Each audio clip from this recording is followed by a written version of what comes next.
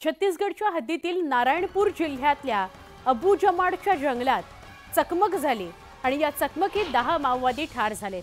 गडचिरोली जिल्ह्याच्या सीमेपासून अवघ्या 7 किलोमीटर अंतरावर ही चकमक झालेली आहे। 16 तास चाललेल्या चकमकीनंतर जवानांनी शोध मोहीम राबवली। माओवाद्यांचे मृतदेह घेऊन जवानांनी तब्बल 10 किलोमीटरचा पायी प्रवास केला आणि संध्याकाळी उशिरा जिल्हा मुख्यालय गाठलेलं आहे।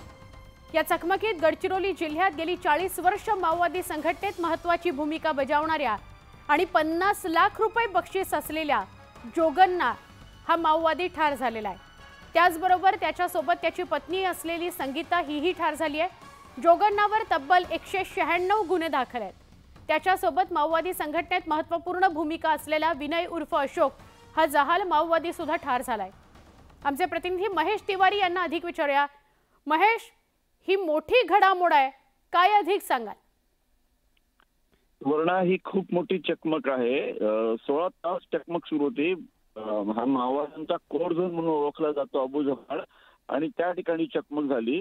चकमकीत 10 माओवादी ठार झालेले आहेत। त्यांचे मृतदेह काल रात्री उशिरा आणण्यात आलेले आहेत। सर्च मोहीम राबवण्यात आली होती। अनेक महत्त्वपूर्ण वस्तू त्या ठिकाणी पोलिसांना सापडल्या। सगळ्यात महत्त्वाचं म्हणजे त्यात गडचिरोली जिल्ह्यात गेली 40 वर्ष ज्याचं दक्षिण गडचिरोली जिल्ह्यात एक मोठी भूमिका होती। पीपल्स वॉर ग्रुप या माओवादी संघटनेपासून आत्ताच्या भाकपा माओवादी संघटनेपर्यंत त्याने संघटना बांधणी करण्यासोबतच या भागात माओवादी चळवळीचा विस्तार करण्यामध्ये महत्त्वपूर्ण भूमिका बजावली होती।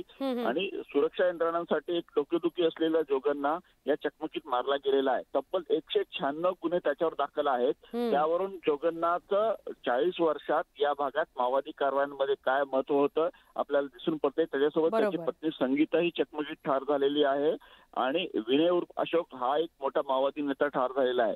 मात्र जोगन्नाचा मृत्यू हा माओवादी संघटनेसाठी या भागात खूप मोठा हादरा म्हणू शकतो, कारण एटापल्ली, भामरागड यासोबतच दक्षिण गडचिरोली जिल्ह्यामधल्या अनेक भागात जोगन्नाचा सर्रास वावर असायचा। नक्की, आणि एक मोठी कारवाई हिला म्हणता येईल, याकडे बघता येईल या चकमकीकडे। हाय अलर्ट परिसरात घोषित करण्यात आलेला आहे। महेश, आभार, आपण सविस्तर माहिती दिली त्याबद्दल।